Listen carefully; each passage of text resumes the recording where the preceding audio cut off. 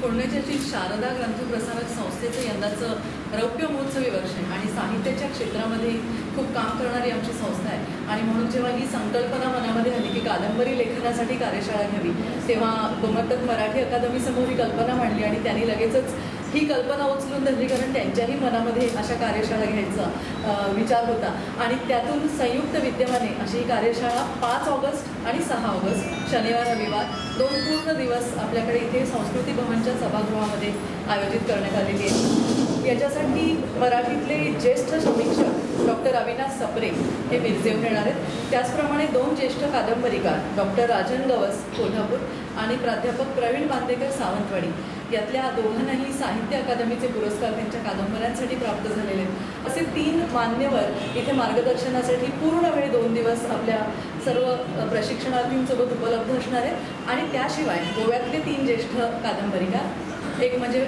महाबळेश्वर सैल, ज्यांची तांडव ही कादंबरी खूप सध्या गाजते, दुसरे विश्राम गुप्ते, ज्यांच्या 3 कादंबऱ्या खूप प्रसिद्ध आहेत, आणि तिसरे चंद्रकांत गावस, असे 3 गोव्याचे कादंबरीकार जे चांगल्या कादंबऱ्या लिहितात, तर त्यांचंही मार्गदर्शन या 2 दिवसाच्या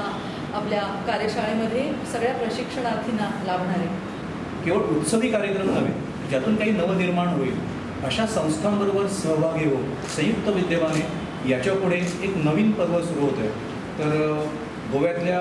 इतरही संस्थांना आम्ही अशी यावेळी विनंती करतो आहोत की आता यापुढे उत्सवी कार्यक्रम थोडे आपण कमी करून गोव्यामध्ये मराठी साहित्यिक, मराठी कलावंत, विद्यार्थी, शिक्षक, महिला यांना त्या क्षेत्रामध्ये पुढे नेण्यासाठी आणि मराठी भाषा आणि संस्कृतीचं विकसन करण्यासाठी त्यांनी कार्यक्रम सुचवावे। आमच्या संयुक्त विद्यमाने यापुढे गोव्यात चांगले कार्यक्रम व्हावे।